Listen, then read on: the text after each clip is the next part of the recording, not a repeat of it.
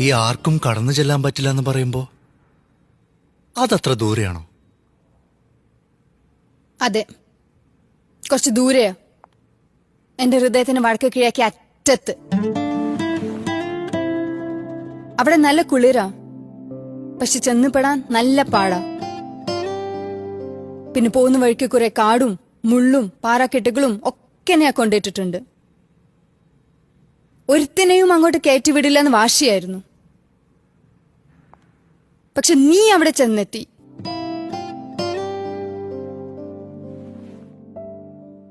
ഞാൻ പോലും അറിയാതെ.